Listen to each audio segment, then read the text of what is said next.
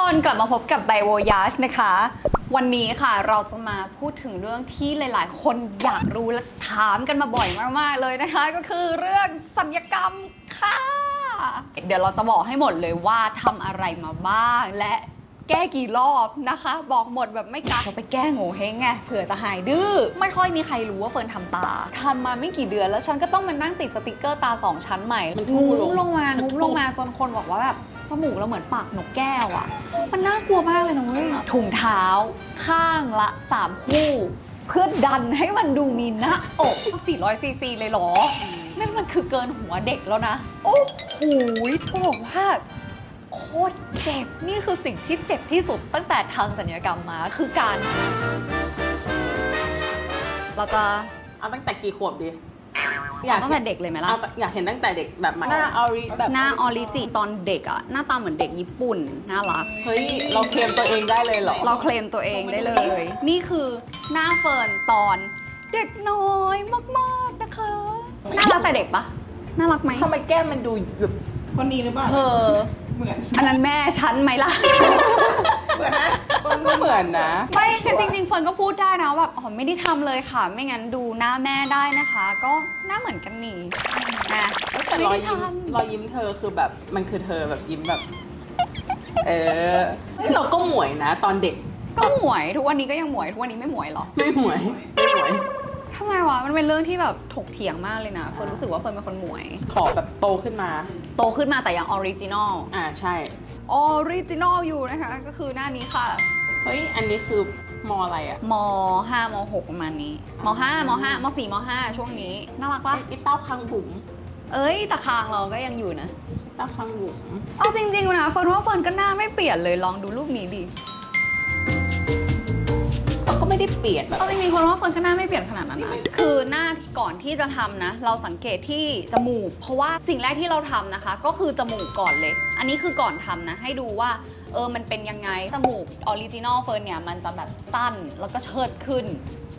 แล้วทำไมตอนนั้นถึงตัดสินใจว่าวันฉันจะทำจมูกนะเพราะว่าเริ่มถ่ายหนังสือไอซ์เนี่ยรูปที่ส่งไปอะตอนนั้นคือเราแบบเริ่มถ่ายหนังสือไอซ์เริ่มแบบเป็นนางแบบถ่ายรูปแล้วเขาก็บอกว่าเนี่ยเสริมจมูกขึ้นมาอีกนิดนึงเนี่ยสวยเลยไอเราก็ได้เราอยากสวยไงไม่เราก็บอกแม่บอกว่าแม่จมูกเราเนี่ยนะมันเป็นแบบรั้นอะซึ่งตามโง่เฮงแล้วอะคือคนจมูกรั้นคือดื้อคืออะไรวะจมูกรั้นมันคือแบบเชิดขึ้นไงจมูกเชิดอะมันเป็นแบบไอ้ดื้ออะคนดื้ออะไรอย่างเงี้ยเราก็เลยบอกแม่บอกว่าเราไปแก้โง่เฮงไงเผื่อจะหายดื้ออันนี้คือจมูกแรกนะคะหลังจากทำมาแบบแป๊บเดียวเลยยังไม่เข้าที่ยังไม่เข้าอันนี้คือแบบโอ้โหโด่งแบบโด่งไปไหนคือความต้องการของเราอะบอกหมอบอกว่าอยากให้จมูกมันไม่เชิดแล้วก็อยากตัดปีกจมูกแต่ทีเนี้ยหมอก็บอกว่าเฮ้ยลองทำไปก่อนมันอาจจะไม่ต้องตัดปีกจมูกก็ได้เพราะว่าสมมติว่าทำเสร็จอะพอจมูกมันแบบมันมีอะมันก็จะดูปีกเล็กลงไปเองตอนแรกทำออกมาในเว็บแรกมันก็รู้สึกว่าก็โอเคพอทำจมูกครั้งแรกเสร็จอะมันก็ทำให้เฟิร์นมีงานเยอะขึ้นนะคือแบบมีงาน MV งานโฆษณางานถ่ายแบบเยอะมากตอนทำตอนนั้นอายุเท่าไหร่ม.6 ทำจมูกครั้งแรกตอนม.6 คือช่วงแรกที่ทำมามันโอเคทุกอย่างเลยนะแต่พอมันเริ่มอยู่ไปสักพักอะจมูกมันเปลี่ยนรูปจมูกมันเริ่มแบบเชิดกลับมาเชิดอีกแล้วแล้วมันกลายเป็นว่ามันแปลกมากเพราะว่าความยาวจมูกไม่ได้เพิ่มขึ้นแต่มีความตั้งขึ้นแล้วก็ความเชิดก็ยังอยู่มันเลยดูเหมือนแบบอะไรตึบๆอยู่ตรงเนี้ยอยากแก้ไม่พอใจแต่ถามว่าเราแก้จมูกเลยเหรอเปล่าค่ะเราไปทำตาก่อนมันต้องบอกอย่างนี้ว่าก่อนที่เราจะไปทำตาเนี่ยอย่างไอ้พวกรูปที่ถ่ายแบบที่มันดูแบบเธอก็ตา2ชั้นนี่อะไรอย่างงี้ใช่ปะจริงๆคือติดสติกเกอร์ตา2ชั้นมาหลายปีมากแล้วแบบสมัยนั้นอะคือซื้อ 3M มานั่งตัด 3M เป็นรูปตาแล้วก็แปะให้มันเป็น2ชั้นแล้วคนก็บอกว่าทำนานๆเดี๋ยวชั้นมันขึ้นเองแต่ฉันคือทำมาหลายปีมากมันไม่มาจ้ะก็เลยตัดสินใจว่าโอเค ฉันจะไปทำตาประมาณปี 2 ปี 3 รู้สึกว่าฉันขี้เกียจมากเลยกับการมานั่งต้องมาติดสติกเกอร์แล้วอย่างพอเราเริ่มเล่นละครประมาณตอนปี 1ใช่ป่ะแล้วพอเล่นละครมันก็ต้องมีฉากหลับตาหรือว่าแบบแต่งหน้าบางทีมันแบบมันเห็นชัดว่าเราติดสติกเกอร์ตา2ชั้นมันไม่เหมือนตอนถ่ายแบบภาพนิ่งละเราก็เลยรู้สึกว่าฉันต้องทำตาแล้วล่ะก็เลยไปทำตานะคะ ซึ่งแรกๆเนี่ยมันก็โอเคนะมันก็สวยดีนะ ทำไม เอาอีกแล้วเหรอ ทำไม ทำไปได้แค่ไม่กี่เดือนเองอะคือมันหลุดเว้ยคือเราทำแบบเย็บจุดเดียวตรงกลางตาใช่ปะแล้วแรกๆสวยดี อยู่ไปไม่กี่เดือนมันกลับมาเหลือชั้นเดียว คือตาเฟิร์นอะมันไม่ได้เป็นแบบชั้นเดียวขนาดนั้นอยู่แล้ว คือเฟิร์นเป็นพวก2ชั้นหลบใน คือมันจะมีชั้นแค่เฉพาะช่วงปลายๆไม่ได้มีชั้นในทุกวันบางวันก็มีชั้นบางวันก็ไม่มีชั้นอะไรอย่างเงี้ยเราแบบต้องการความสม่ำเสมอนะคะ ก็เลยตัดสินใจไปทำตาถ้ากรีดไปเลยมันก็จะได้ชั้นที่แบบใหญ่หนามันก็จะเป็นอีกแบบนึงแต่ว่าสำหรับเฟิร์นเฟิร์นรู้สึกว่าเฟิร์นจะดูหน้าแก่คือมันไม่ได้เหมาะกับหน้าเฟิร์นอาจจะไม่ได้เหมาะกับแบบคนที่มีตา2ชั้นชัดๆขนาดนั้นก็เลยอยากได้แบบยังมีความชั้น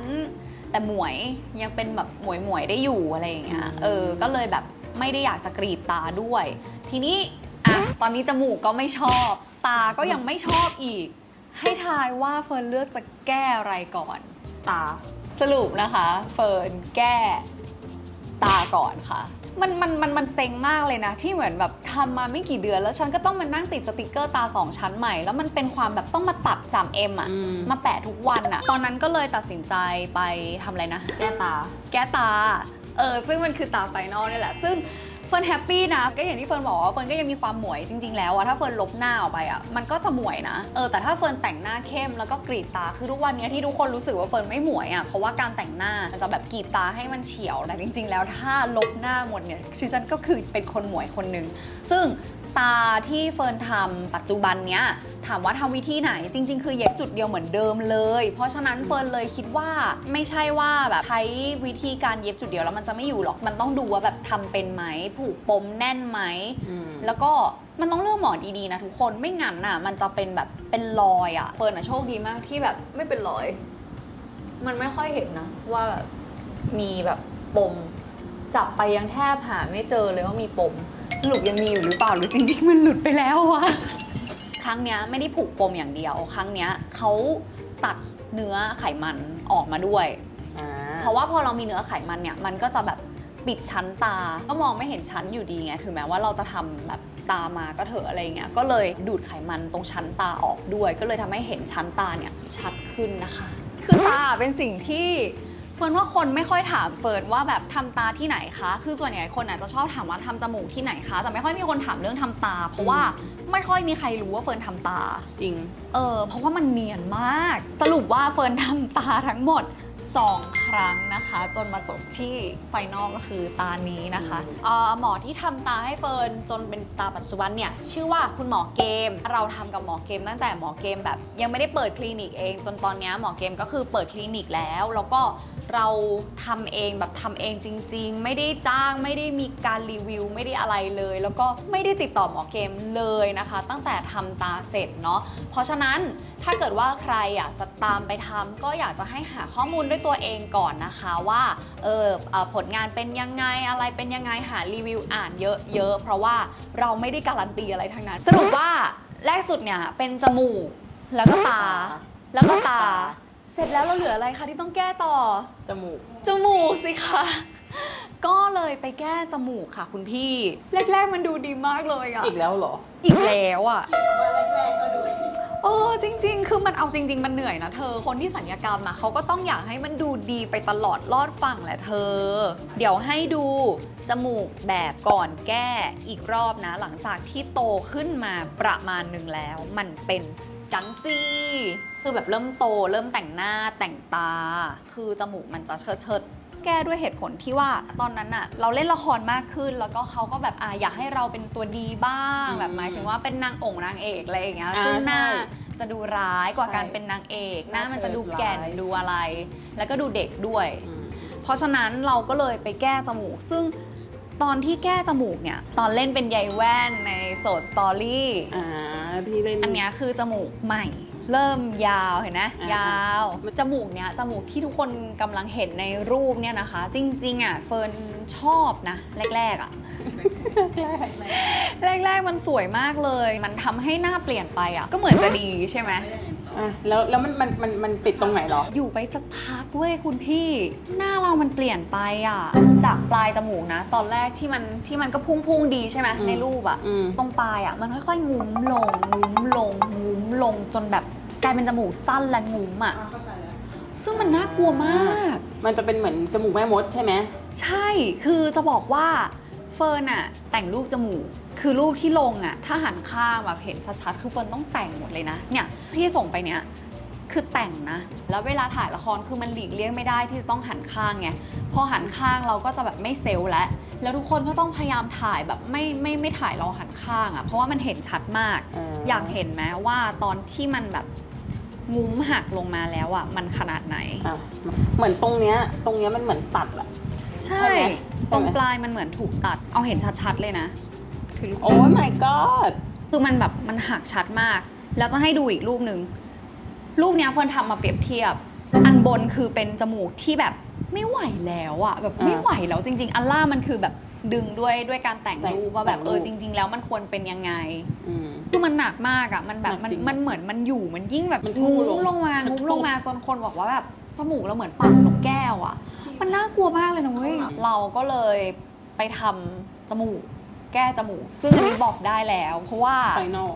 นอลแล้วค่ะโอเคก็จมูกไฟนอลนะปัจจุบันนะคะอันนี้น่าจะเป็นสิ่งที่คนถามเยอะมากที่สุดเลยในบรรดาทุกอย่างนะคะก็คือคุณหมอพีระค่ะที่ PSC คลินิกนะคะซึ่งตอนนั้นน่ะ ฉันรู้แล้วว่าทำไมตอนนั้นฉันทำจมูกกับหมอพีระทำไมเพราะว่าฉันเล่าข้ามช็อตไปช็อตหนึ่งย้อนกลับมาตอนนั้นเริ่มเล่นละครแล้วใช่ปะแล้วเสร็จแล้วทีนี้เว้ยคือเฟิร์นอะเจอกับความแบบลำบากใจอย่างหนึ่งของเฟิร์นเว้ยเวลาเล่นละครอะมันคือเฟิร์นไม่มีหน้าอกคือมันมีซีนหนึ่งที่เคยเล่นเรื่องกับดักเสน่หาแล้วคนพูดถึงกันเยอะมากๆคือซีนที่ใส่บิกินี่สีชมพูนะคะซึ่งทุกคนก็แบบรู้สึกว่าฉันอะเซ็กซี่มากแต่ในความเป็นจริงอะรู้ไหมว่ามันอะไรเฟิร์นต้องยัดถุงเท้าข้างละ3คู่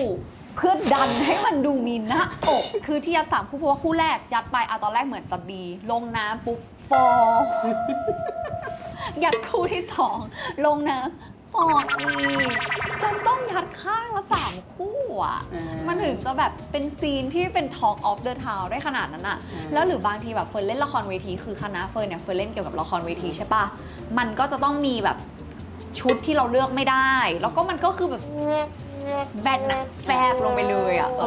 แล้วรู้ป่าวว่าเด็กละครเวทีปกติเขาทำยังไงกันเขาเอาสกอตเทปใหญ่ๆอะให้เราอะจับอยู่อย่างเงี้ยแล้วก็เอาสกอตเทปพันรอบตัวเพื่อให้มันดูมีร่องขึ้นมาแล้วคือแบบเฟิร์นเล่นละครเวทีไปเฟิร์นจะเป็นลมอะแบบเขาโดนรัดมันหายใจไม่ออกเลยอะมันแบบมันไม่ไหวแล้วอะแล้วนะตอนนั้นอะเราก็เลยตัดสินใจว่าเฮ้ยเราอยากทำหน้าอกเราไม่เซลล์และเราแบบอยากทำหน้าอกซึ่งแบบรู้ว่าตอนแรกจะไปทำหน้าอกเว้ยเราไปปรึกษาหมอคนนึงมาก่อนหมอคนนึงบอกว่าให้เราทำ400 ซีซีโทษนะ จะให้ฉันทำ400 ซีซีเลยเหรอนั่นมันคือเกินหัวเด็กแล้วนะไม่ได้ทำกับหมอคนนั้นแล้วก็มาได้ยินชื่อเสียงของหมอพีระอะหน้าอกนะคะทำกับคุณหมอพีระเช่นกันอันนี้ทำก่อนจมูกเราเล่าข้ามไปนิดนึงค่ะเราขอย้อนกลับไปนิดนึงก็คือจะทำหน้าอกเนี่ยแหละเหมือนกับว่าหมอพีระเนี่ยเขาก็จะดังมากๆอยู่แล้วในเรื่องของทำหน้าอกคือพี่ช่างแต่งหน้าอะไรใครเนี่ยก็จะแบบพูดถึงคุณหมอพีระกันหมดเลยเราก็เลยรู้สึกว่าลองเข้าไปคุยดูพอเข้าไปคุยแล้วเรารู้สึกว่าเราแฮปปี้เว้ยเรารู้สึกว่าเฮ้ยคุณหมอคนนี้คุยดีพูดดีดูใจเย็นดูแบบถามได้อะถามได้หมดเลยจะถามกี่ร้อยคำถามคุณหมอก็แบบเต็มใจที่จะตอบเราก็เลยตัดสินใจว่าโอเคเราจะทำหน้าอกกับคุณหมอพีระเนี่ยแหละคนชอบสงสัยบอกว่าทำหน้าอกเนี่ยมันเจ็บไหมใช่ปะคือเมื่อก่อนเราจะรู้สึกว่าเขาชอบพูดกันว่าเหมือนรถบรรทุก10 ล้อทับใช่ปะวันที่ทำหน้าอกเนี่ยสลบวางยาสลบเพราะว่ามันเป็นผ่าตัดใหญ่ก็คือไม่รู้เรื่องอะไรเลยคือเหมือนแบบว่าเขาให้ยาสลบผ่านทางน้ำเกลือแล้วก็แบบว่าเขาก็พูดว่า เดี๋ยวมันจะง่วงหน่อยนะ แล้วก็จะแบบ แล้วก็ไม่รู้เรื่องเลยไม่รู้เรื่องอีกเลย คือสลบไปเลยแล้วตื่นมาอีกทีก็คือว่าเราผ่าตัดทางนี้แล้วก็เป็นแบบใช่ทางรักแร้แล้วก็เป็นแบบเป็น2 กล้อง ซึ่งมันก็จะทำให้แผลเนี่ยเล็กแล้วก็เสียหายน้อยที่สุด เพราะฉะนั้นอะความเจ็บก็อาจจะน้อยกว่าวิธีอื่น แต่ถามว่ามันเจ็บไหมคือมันไม่เชิงว่าเจ็บอะแต่ว่าความรู้สึกเราอะมันจะรู้สึกร้อนเผาอยู่บริเวณหน้าอกอะคือมันร้อนเหมือนแบบมีน้ำร้อนวิ่งอยู่ในร่างกายเราอะตรงหน้าอกอะตลอดเวลาวันแรกอะคือน่ากลัวมากเพราะว่ามันมีสายเดรนอะ ที่มันต้อง มันห้อยอยู่ตรงเนี้ย เขาเรียกอะไรขับเลือดขับน้ำเหลืองอะไร พอเลือด ใช่ไหม เรามันจะออกมาตลอดไงมันก็แบบมีสายเดรนอยู่ตรงแผลอะแล้วเราก็ต้องอยู่อย่างเงี้ยเราเป็นคนกลัวเลือดแต่มีถุงเลือดแบบ2 ข้างเนี่ยฉันแบบฉันกลัวมากอะ7 วันแรกอะคนไม่สามารถทำอะไรได้เลยเว้ยพี่แต่ล้มตัวลงนอนเองเราไม่สามารถนอนได้ เราต้องมีคนคอยพยุงหลังอะซัพพอร์ตหลังแล้วก็ค่อยๆแบบให้เขาพาลงไป หรือแม้แต่นอนอยู่อะอยากจะแบบลุกขึ้นมาเองมันไม่สามารถลุกขึ้นได้คือมันถ้ามันจะลุกคือมันเจ็บอะมันปวดแสบปวดร้อนไปหมดมันรู้สึกเหมือนอย่างที่บอกคือมันรู้สึกเหมือนมีน้ำร้อนอะวิ่งอยู่ในแบบช่วงหน้าอกเราตลอดเวลาต้องมีคนพาขึ้นพาลง แล้วแม้แต่กินข้าวเองช่วงแรกยังกินข้าวไม่ได้เลยอะช่วงแรกๆคือแบบจับช้อนอะยกแขนขึ้นได้แค่เนี้ยแค่นี้เลยไม่สามารถเอาขึ้นมาถึงปากได้แล้วจะก้มลงไปก็เจ็บ ไม่ได้อีก คือมันแบบชีวิตมันลำบากมากนะจริงอะหมอห้ามยกอะไรหนัก เขาไม่ ๆห้ามใช้แขนเลยประมาณ1 เดือน แต่หลังจากทำนมมาประมาณแค่7 วันค่ะดิฉันต้องไปถ่ายรายการแล้วเธอรู้ไหมว่า7 วันแรกห้ามอาบน้ำเฟิร์นไม่เคยตัวเหม็นขนาดนั้นมาก่อนเลยในชีวิตคือตอนนั้นแบบมันเธอคนไม่อาบน้ำ7 วันอะแล้วฉันทำที่รักแร้อะแผลฉันอยู่ที่รักแร้ฉันไม่สามารถเอารักแร้แบบเช็ดผ้าเปียกด้วยซ้ำอะรู้สึกเกรงใจทุกคนวันนั้นคือแบบ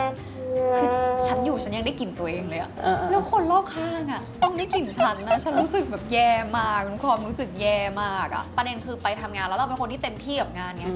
รู้ว่าแบบใช้แขนอะไรเร็วไม่ได้ แต่ด้วยความที่มันต้องทำมันก็ทำค่ะ มันเลยทำให้อักเสบกลายเป็นว่า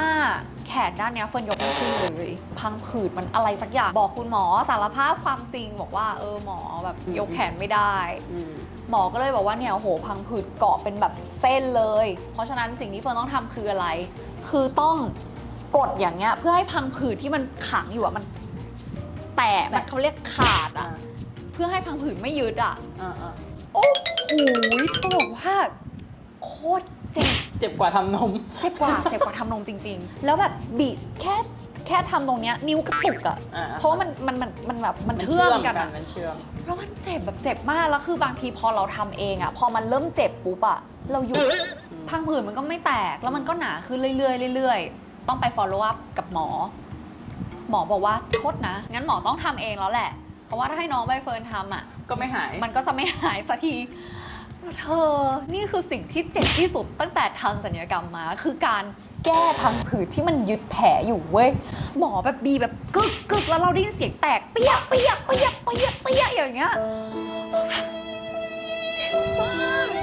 เจ็บมากทุกคนเจ็บมากแค่พูดก็คือแบบเจ็บแล้วอ่ะน้ำตาจะไหลฉันเจ็บมากทำแค่ประมาณแบบ250 ซีซีเท่านั้นแล้วมันคือแบบขนาดนี้แล้วอ่ะฉันคิดว่าถ้าฉันเชื่อหมอคนแรกว่าฉันทำ400อ่ะฉันว่าฉันตายฉันว่าหลังฉันจะอยู่อย่างเงี้ย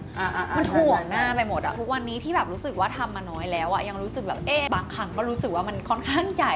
กว่าตัวไปนิดนึงสรีระที่เฟิร์นเป็นคนแบบไหล่แคบด้วยพอมีหน้าอกมันก็เลยอาจจะแบบดูใหญ่แต่ว่าจริงๆแบบสวยนะทุกอย่างคือดีมากแฮปปี้คือถ้าใครจะทำหน้าอกนะเฟิร์นแบบ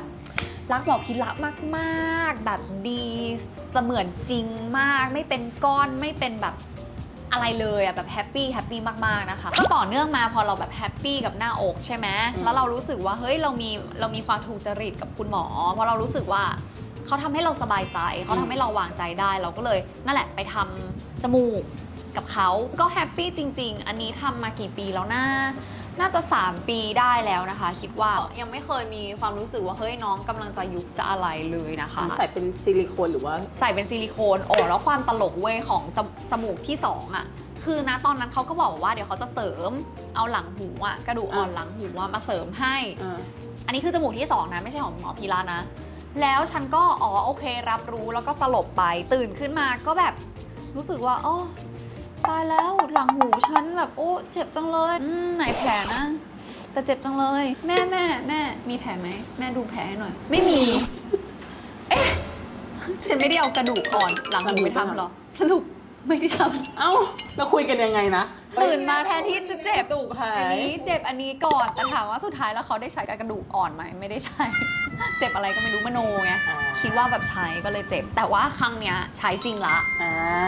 ครั้งนี้ใช้จริงมีแผลจริง ๆ ไม่ได้มโนแล้วมันมีความแบบเจ็บอะเจ็บหลังหูอะแต่ข้อดีคือปกติแล้วเฟิร์นเป็นคนหูกลางข้างเดียวนะคะ ความแฮปปี้คือฉันอะทำจมูกอย่างเดียวแล้วฉันได้ผลพลอยได้2อย่างคือ หูที่เมื่อก่อนมันจะเป็นอย่างนี้แบบข้างไหนไม่รู้แต่มันจะกางออกมาอยู่ข้างเดียวเหมือนคนมีหูข้างเดียวอ่ะคุณหมอก็เลยใช้หูข้างที่มันกางเนี่ยแหละดึงกระดูกอ่อนออก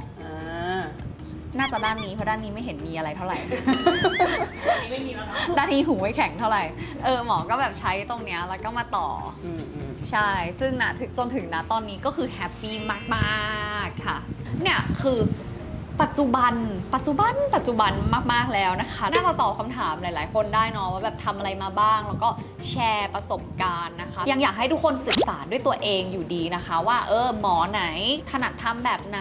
อ่านรีวิวเยอะๆเข้าไปคุยกับคุณหมอด้วยตัวเองให้คุณหมอวิเคราะห์แล้วก็เราก็จะได้ดูว่าแบบสิ่งที่คุณหมอพูดเนี่ยมันตอบโจทย์เราไหม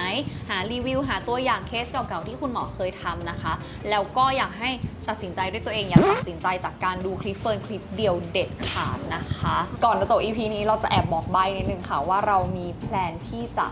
ดูดไขมันค่ะเดี๋ยวจะทำรีวิวนะจริงๆก็กลัวเหมือนกันว่ามันจะแบบออกมาเป็นยังไงแต่ว่ามันก็แบบเป็นเหมือนปมสุดท้าย เกี่ยวกับร่างกายเฟิร์นอะว่าแบบมันขออีกนิดนึงหนาอะไรเงี้ยก็เดี๋ยวเราจะถ่ายบล็อกให้ดูด้วยละกันนะคะว่ามันจะออกมาเป็นยังไงนะคะส่วนสำหรับ EP นี้ก็ไม่มีอะไรแล้วนะคะถ้าเกิดว่าใครมีคำถามอะไรที่ยังสงสัยอยู่ตรงไหนก็สามารถคอมเมนต์ทิ้งไว้ได้นะคะหรือว่าอยากจะรู้เรื่องอะไรอยากให้เฟิร์นออกมาเล่าเรื่องอะไรอีกก็บอกมาได้นะคะแล้วเดี๋ยวเราเจอกันใหม่ EP หน้านะคะบ๊ายบาย